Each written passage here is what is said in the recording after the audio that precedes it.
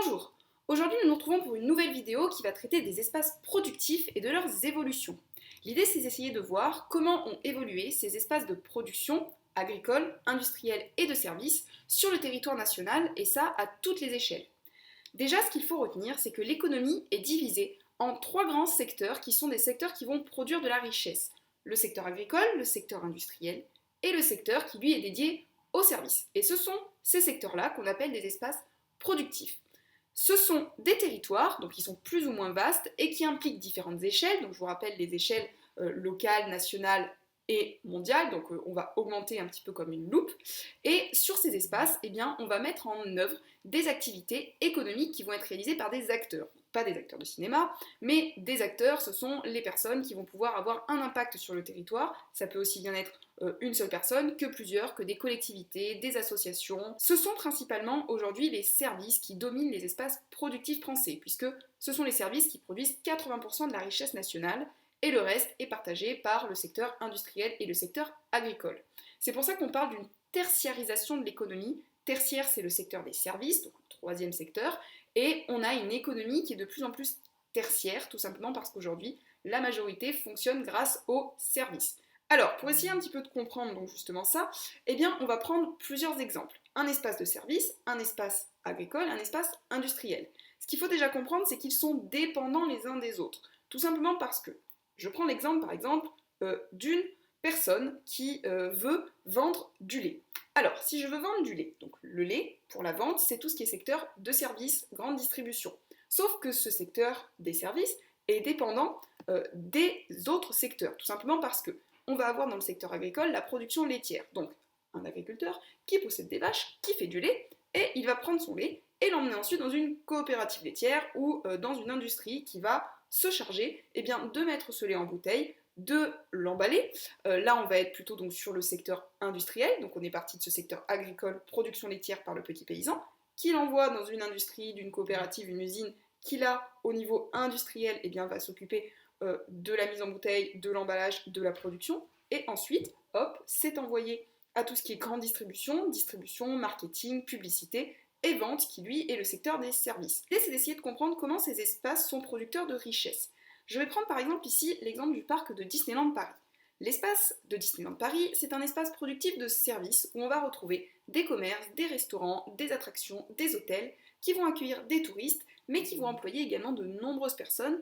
Donc Disneyland va faire vivre le territoire local, puisque ça va pouvoir être fournisseur d'emplois pour les localités autour. On va également créer des logements pour pouvoir loger le personnel, pour pouvoir loger les touristes dans les hôtels.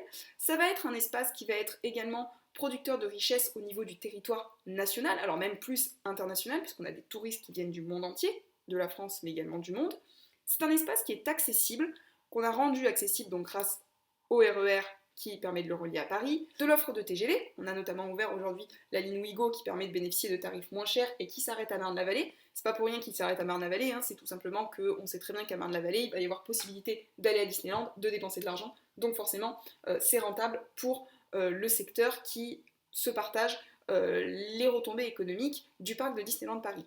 Et également la présence des aéroports internationaux, c'est le cas par exemple de Roissy-Charles de Gaulle, qui est relié au RER, qui permet ensuite d'acheminer les touristes. On a dit qu'aujourd'hui, 80% de la richesse était produite par les espaces qui étaient des espaces de service.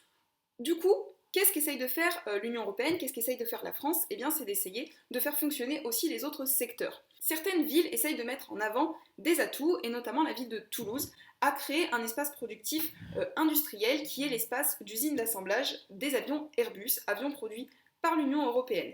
Alors, le site Aéroconstellation se situe entre la ville de Blagnac et l'aéroport de Toulouse, donc ça permet comme ça de bénéficier, tout simplement, alors déjà comme ils construisent des avions, être à proximité d'un aéroport ça peut aider pour faire démarrer l'avion. Ça permet surtout d'amener les pièces qui proviennent de différents pays d'Europe et qui sont ensuite assemblées dans les usines de Toulouse. On a des acteurs locaux et nationaux qui jouent un rôle très essentiel, notamment l'État qui investit de l'argent, notamment l'Union européenne, mais également les communes alentours. Et aujourd'hui, l'industrie aéronautique, ça permet de faire vivre la commune de Toulouse, ça permet de faire vivre également cette région du sud-ouest, puisqu'on va pouvoir avoir la création par exemple d'écoles à côté liées à l'aéronautique. Et donc Toulouse a justement bénéficié de la présence de cette industrie pour pouvoir faire vivre son économie. Le fait que certaines villes, certaines métropoles se mettent également à créer des choses et à attirer des personnes grâce à des espaces de production, eh bien ça peut aussi redynamiser un territoire. Donc ces espaces sont des espaces qui produisent de la richesse, mais qui également peuvent fournir du travail.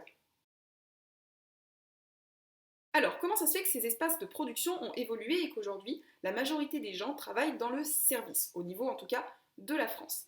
Pendant longtemps, c'était le secteur agricole qui employait le plus de personnes. Ensuite, ça a été plutôt le secteur industriel, puis aujourd'hui c'est le secteur des services, tout simplement parce qu'au niveau industriel comme au niveau agricole, il y a eu une mécanisation.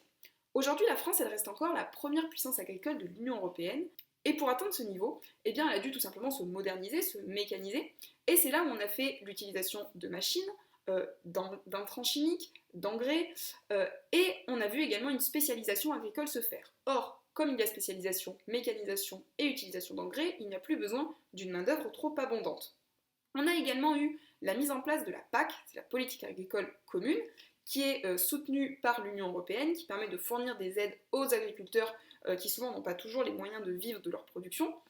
Toutefois, cette agriculture productiviste, donc produire en masse en quantité suffisante, n'est pas sans conséquence puisqu'il y a pollution, risque sanitaire, risque pour la santé, et on essaye aujourd'hui d'encourager la production de bio pour pouvoir reconvertir les terres et fournir de l'alimentation de qualité et non plus simplement de quantité, puisqu'on se rend compte aujourd'hui que les agriculteurs souffrent d'un manque de reconnaissance, mais surtout d'un manque d'argent, parce que parfois ce qu'ils produisent ne leur permet pas suffisamment de vivre, et que ce n'est pas aujourd'hui un secteur qui emploie énormément.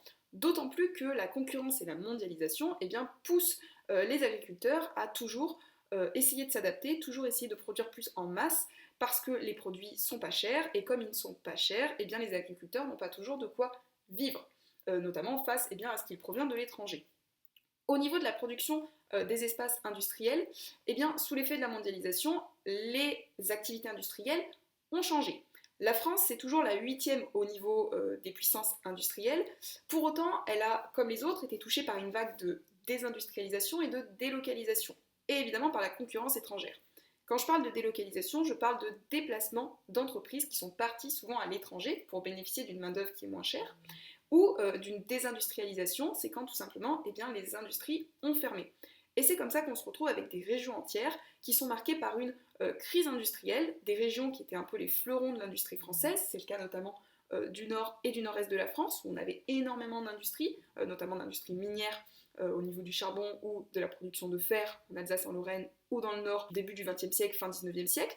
Et dans les années 50-70, ces régions sont entrées en crise, et aujourd'hui on observe que ces régions n'ont pas toujours de quoi fournir du travail et sont en recherche de reconversion. Donc on a ces bâtiments, ces friches industrielles qui sont complètement laissées à l'abandon, et on essaye de reconvertir ces territoires pour pouvoir les redynamiser. Et tout ça prend du temps.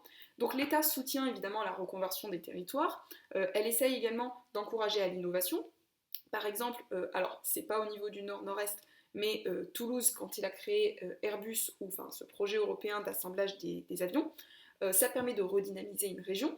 L'État encourage également la création de technopoles. Technopoles, ce sont des zones où on va retrouver des entreprises de haute technologie. C'est le cas par exemple au niveau de Montpellier, au niveau de Sophia Antipolis à côté de Nice. Ce sont des espaces qui vont rechercher majoritairement une main-d'œuvre qualifiée, mais qui vont aussi posséder des universités, des centres de formation et en tout cas des réseaux de communication performantes et des entreprises majoritairement dédiées aux services.